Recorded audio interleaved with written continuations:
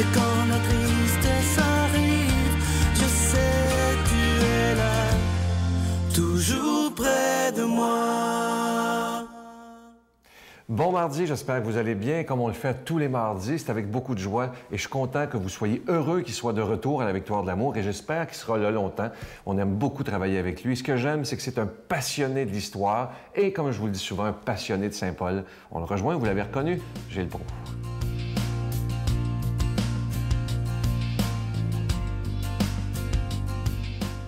Chers amis, la dernière fois, je vous avais parlé de sa rencontre, le fameux Saul, qui est un élève, et il est maintenant diplômé pour devenir un rabbin, avec Gamaliel. Gamaliel, ce grand intellectuel, cet homme de gauche qu'on dirait dans notre temps moderne, celui qui était contre l'exécution de Jésus. Donc un grand progressiste face à un élève super intelligent qui parle 4 langues, qui a un talent inouï, persuasif, le verbe facile, donc ce Saul, ce Paul si vous préférez, mais qui lui est plutôt un orthodoxe. Il est de la vieille école, conservatrice, un ultramontain comme on dirait de nos jours. Alors, ça s'entend tous les deux, mais Saul va garder sa pensée très, très conservatrice, alignée sur le temple, si on veut. Et il y en a qui se demandaient, Saul était-il marié? Comment a-t-il pu faire 14 000 kilomètres à parcourir partout pour évangéliser? Il fallait vraiment qu'il soit célibataire. Et à ce sujet, la recherche nous dit, tout ce que Paul dit sur son état civil se limite à ceci. Voici ce que je déclare aux célibataires ou encore aux veuves. Il serait bon que vous continuiez à vivre seul comme moi. Voyez-vous que c'est clair? Mais si vous ne pouvez pas vous maîtriser, mariez-vous. Il vaut mieux se marier que de brûler de désir. Il parle de désir sexuel, bien sûr. Alors voilà que c'est tout un contexte. D'autres personnes demandent, a-t-il vraiment rencontré Jésus? Non. Il a entendu parler de Jésus à distance. Jésus qui faisait des miracles, Jésus qui propageait la bonne parole, la nouvelle pensée, qui articulait le Nouveau Testament en quelque sorte. Cet homme qui faisait des miracles et qui rassemblait des foules, il en avait entendu parler. Même la femme de Ponce Pilate voulait rencontrer Jésus. Pourquoi? Parce qu'elle savait qu'il soignait le monde. Elle souffrait d'une maladie de peau, l'urticaire peut-être. Et Marie-Madeleine, qui est amie avec la femme de Ponce Pilate, aurait peut-être permis d'avoir ce contact, mais vous comprendrez que la femme du procurateur de Rome, installée à Jérusalem, païen de nature ou d'obédience. Les Romains adoraient des statuettes, comme vous le savez, toutes sortes de dieux, mais pas le Dieu unique. Ça aurait été bien gênant pour elle, donc, de s'abaisser socialement, aller chez la plèbe, chez le peuple, pour essayer d'avoir contact avec Jésus. Mais cette femme va quand même l'admirer, peut-être l'aimer à distance, puisque lors de son procès, avant que Ponce Pilate décide de se laver les mains, comme pour se distancer de cet imbroglio entre les fanatiques qui veulent le faire crucifier, eh bien, elle tente par tous les moyens de le persuader de ne pas faire exécuter Jésus. Notre Père qui es aux cieux, que ton nom soit sanctifié, que ton règne vienne, que ta volonté soit faite sur la terre comme au ciel. Donne-nous aujourd'hui notre pain de ce jour. Pardonne-nous nos offenses, comme nous pardonnons aussi à ceux qui nous ont offensés. Et ne nous soumets pas à la tentation, mais délivre-nous du mal, car c'est à toi qu'appartiennent le règne, la puissance et la gloire, pour les siècles des siècles. Amen. Il faut que je vous dise quelque chose. Quelqu'un qui m'a dit ça l'autre fois, ça m'a tellement surpris. Pas amusé, mais c'est la vie. Quelqu'un qui me dit, qui écoute les émissions tous les jours, mais dit, quand je te vois arriver, tu es dans le studio où tu nous parles d'argent, je te mets à mute. Alors, je me suis dit, si tout le monde faisait ça, je peux vous dire qu'il n'y aurait plus d'émission, évidemment, parce que vous savez que ça prend de l'argent pour payer cette émission-là, que ce soit la production ou la diffusion. Alors, évidemment, je n'ai pas le choix de vous parler d'argent. Si vous saviez comment j'aimerais mieux ne pas vous en parler, mais on n'a pas le choix. Les factures arrivent à toutes les fins de mois, même si c'est l'été. Alors, je vous remercie de tout cœur de votre générosité et je vous rappelle que vous recevez un reçu pour fin d'impôt, que c'est grâce à vous si cette émission existe maintenant depuis plus de 18 ans. Je vous rappelle le beau cadeau du mois, c'est le CD tout nouveau du bon docteur Gilles Lapointe qui s'intitule « Faire confiance à son médecin intérieur », un CD que vous allez tellement aimer. Moi, je l'ai écouté, je l'ai dans mon auto et je l'écoute régulièrement. Alors, c'est avec un don de 25 et si vous en voulez deux, c'est avec un don de 40 $. Je vous donne l'adresse.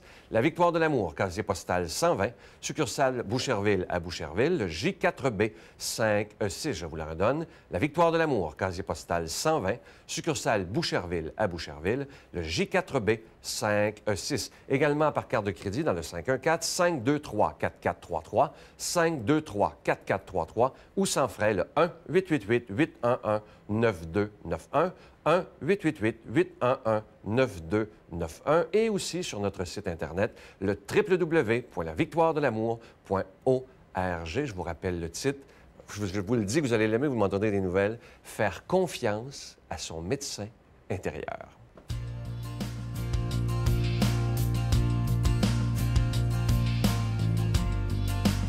Si on pouvait réaliser à quel point la parole de Dieu peut changer nos vies, ça changerait totalement d'abord notre vie à nous, mais aussi la face de l'humanité. Et pour bien nous parler de l'Évangile aujourd'hui, l'abbé Joseph est Veillard.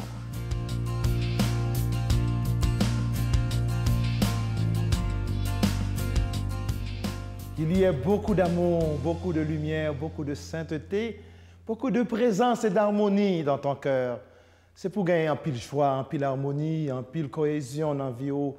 Quand tu écoutes cette parole de ce matin tirée de Saint Matthieu, comme tous les disciples s'étaient rassemblés autour de Jésus sur la montagne, il leur disait, « Vous avez appris qu'il a été dit, tu aimeras ton prochain et tu aimeras ton ennemi. Eh bien, moi, je vous dis, aimez vos ennemis et priez pour ceux qui vous persécutent, afin d'être vraiment les fils de votre Père qui est dans les cieux. Car il fait lever son soleil sur les méchants et sur les bons, et tomber la pluie sur les justes et sur les injustes. Si vous aimez ceux qui vous aiment, quelle récompense aurez-vous? Les publicains eux-mêmes n'en font-ils pas autant? Et si vous ne saluez que vos frères, que faites-vous d'extraordinaire? Les païens eux-mêmes n'en font-ils pas autant? Vous donc soyez parfaits comme votre Père céleste est parfait. Parole d'espérance, parole de communion, parole de vie. Louange à toi, Seigneur Jésus. C'est difficile de mettre en pratique ce que Jésus nous demande ce matin. Et pourtant, c'est une réalité. Et pourtant, c'est un moyen de trouver ensemble la guérison dans ce monde, la guérison dans notre vie personnelle, dans notre communauté, dans notre Église, la cohésion dans notre famille. Jésus nous dit ce matin la garantie de l'unité, la garantie de la guérison intérieure, ça commence par rechercher la communion des cœurs, la réconciliation. La réconciliation avec l'autre qui est différent de nous, la réconciliation avec l'autre qui ne pense pas comme nous, la réconciliation avec l'autre qui est mon ennemi. Et cet ennemi peut être mon enfant, cet ennemi peut être mon frère, cet ennemi peut être mon mari avec qui je partage le même lit. Hein? Et ce matin, Jésus nous dit, quand vous priez, ne priez pas seulement pour vos amis, mais pour vos ennemis. Ça change tout. Et ça me dit encore, cette lecture que je lis le 5e dimanche de Pâques, comment Jésus nous dit que la garantie de la communauté, de la communion, de la communication, c'est quand vous vous aimez les uns les autres réciproquement. Et là, le monde dira, vous êtes mes disciples. La qualité de notre amour, la qualité de notre façon de vivre, c'est une garantie pour mes disciples de témoigner dans ce monde. Que dire ce matin sur la situation de notre monde? Devant tant d'injustices, de vols, de violences, devant tant de paroles qui blessent, tant de méchanceté, Jésus nous invite à la communion. Jésus nous invite à la prière. Jésus nous invite à pardonner l'autre. Et c'est une garantie, hein? Parce que ce moyen nous invite à la guérison du cœur. Parce que chaque fois que nous maintenons ce frère ou cette sœur avec les rancunes, avec la rage que nous avons au cœur, ça nuit notre santé, ça nuit notre bien-être, ça nuit notre vivre ensemble. Et ça me rappelle les paroles de Jésus sur la croix ce matin. Au lieu de maudire ce peuple qui vous laisse à mort, écoutez-moi, Jésus dit, « Père, pardonnez-leur parce qu'ils ne savent pas ce qu'ils font. » Pouvons-nous dire cette parole? Pouvons-nous dire comme Étienne, au moment de sa lapidation, il a dit, « Père, encore, Père, pardonnez-leur, ils sont des ignorants. » Mais ce matin, mes amis, je vous invite à la connaissance de la parole de Dieu qui nous font sortir de nos méconnaissances, qui nous font sortir de notre ignorance et de trouver cette réponse dans notre vie. Jésus, avec tout ce que nous vivons, avec tout ce que nous cherchons, je suis sûr que l'ennemi est toujours là avec nous. Mais l'ennemi aussi peut nous aider à grandir. C'est là, il y a quelque chose. L'ennemi peut nous aider à grandir, à affermir notre foi, car nous sommes capables de prier pour lui, car nous sommes capables de demander à Dieu sa conversion. Et c'est là que Jésus veut arriver ce matin. Ne cherchons pas la mort du méchant, ne cherchons pas la mort de l'autre, mais cherchons la conversion, la repentance. Cherchons à ce que l'autre puisse trouver dans la parole de Dieu une autre voie. Et c'est ça le bien-être de Dieu, que l'autre qui est mon ennemi puisse retrouver le chemin de la conversion, le chemin de l'unité, de la communication, de la communion, de la communauté. Seigneur Jésus, je veux prier pour tous mes ennemis et je veux prier pour tous ceux et celles qui travaillent contre toi, Jésus, contre ton règne. Seigneur Jésus, je veux prier pour toutes les personnes qui ont cette même façon de voir la vie, mais différemment, qui veut apporter une certaine amélioration dans notre monde. Et je prie, Seigneur, pour que cette émission qui parle, qui trouve tant d'âmes ce matin, puisse apporter une guérison intérieure. Je veux vous bénir au nom du Père et du Fils et du Saint-Esprit. Amen. Je vous salue Marie, pleine de grâce. Le Seigneur est avec vous. Vous êtes bénie entre toutes les femmes, et Jésus, le fruit de vos entrailles, est béni. Sainte Marie, Mère de Dieu, priez pour nous pauvres pécheurs, maintenant et à l'heure de notre mort. Amen.